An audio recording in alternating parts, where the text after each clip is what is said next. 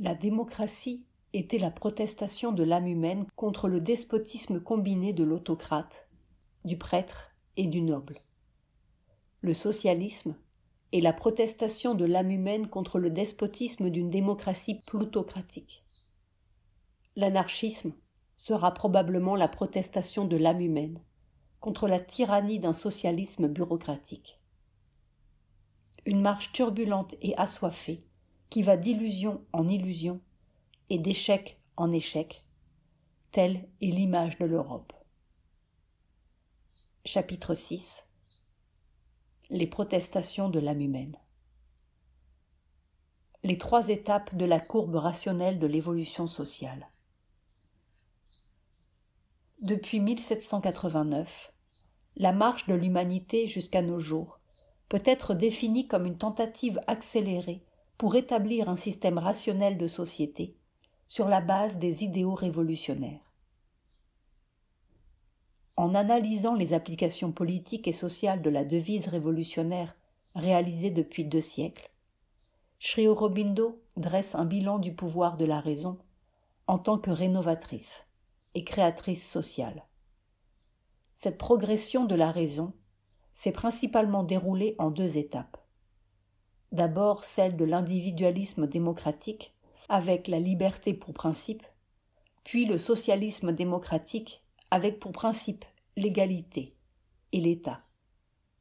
Il est assez évident que dans les 2 cas, et ce malgré de considérables progrès, un vaste abîme a toujours séparé l'idéal de la réalité.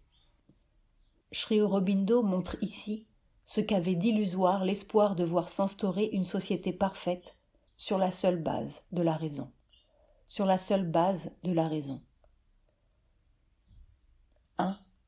L'individualisme démocratique. Pratiquement, l'idéal démocratique individualiste nous conduit, tout d'abord, au nom de la démocratie, à la domination de plus en plus précaire d'une masse ignorante, nombreuse et moins fortunée, par une classe dirigeante. Ensuite, puisque l'idéal de liberté et d'égalité s'est généralisé et qu'il ne peut plus désormais être étouffé, il doit nécessairement amener les masses exploitées à lutter de plus en plus pour affirmer leurs droits bafoués et, si elles le peuvent, à changer ce mensonge pseudo-démocratique en une vérité démocratique réelle et par conséquent conduire à une lutte des classes.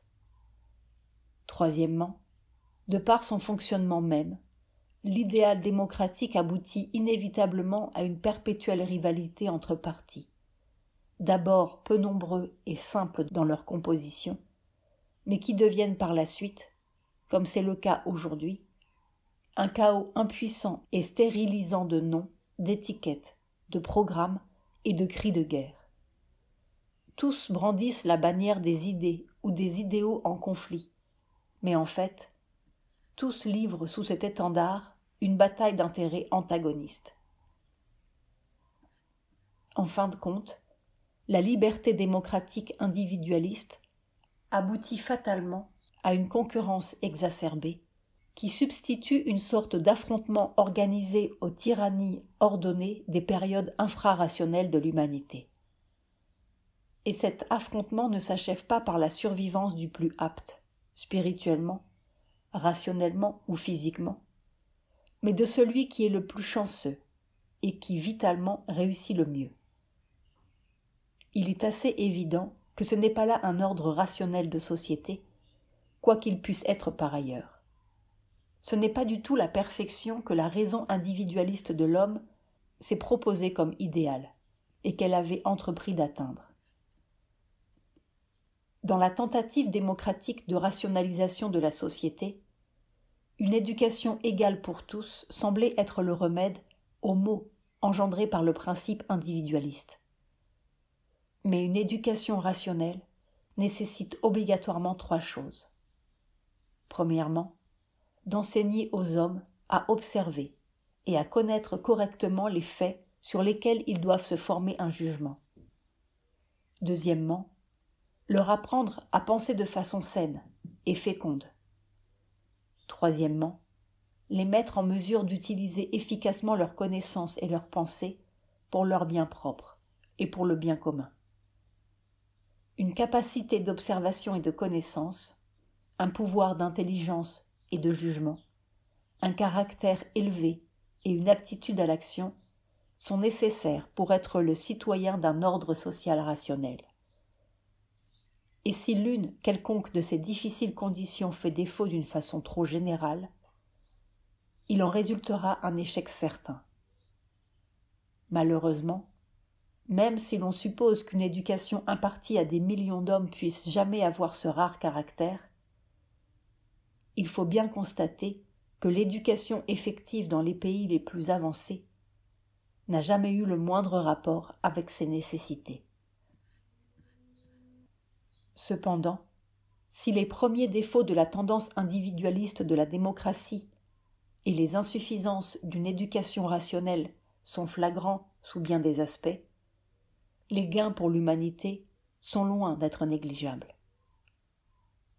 La démocratie et sa panacée de liberté et d'éducation ont certainement apporté quelque chose à l'espèce humaine. Tout d'abord, pour la première fois dans l'histoire connue de l'humanité, le peuple se tient la tête haute, dynamique, vivant. Et là où se trouve la vie, il y a toujours l'espoir de choses meilleures.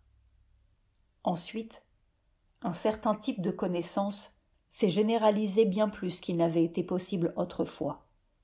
Et en même temps, un certain type d'intelligence active, fondée sur la connaissance, et fortifiée par l'habitude d'avoir à trancher des questions et des opinions contradictoires en toutes sortes de matières. Progressivement, les hommes apprennent à se servir de leur mental, à appliquer leur intelligence à la vie. Et ceci est un grand gain. L'égalité des facilités d'éducation et l'égalité des chances dans la vie n'ont été nullement établies. Nous trouvons pourtant une égalisation bien plus grande qu'il n'avait été possible au stade antérieur du développement social. Mais ici surgit un nouveau défaut, énorme, qui se révèle fatal à l'idée sociale qu'il a engendrée. En effet, même si l'on suppose acquise une égalité parfaite des moyens d'éducation ou autres, elle n'existe pas encore vraiment et ne peut pas exister au stade individualiste de la société. De quelle manière et dans quel but ces moyens vont-ils être utilisés? L'homme, être à demi infrarationnel, exige 3 choses pour être satisfait.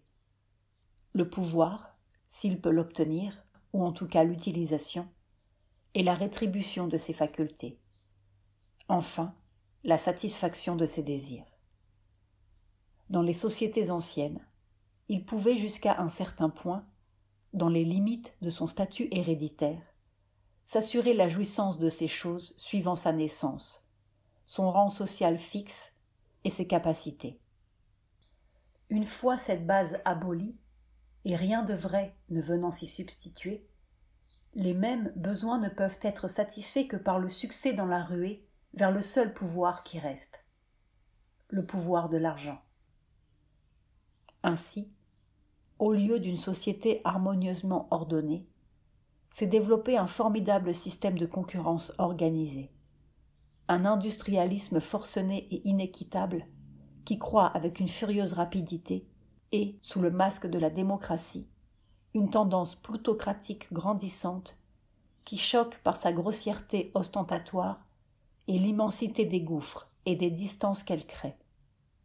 Tel est l'ultime aboutissement de l'idéal individualiste et de son mécanisme démocratique.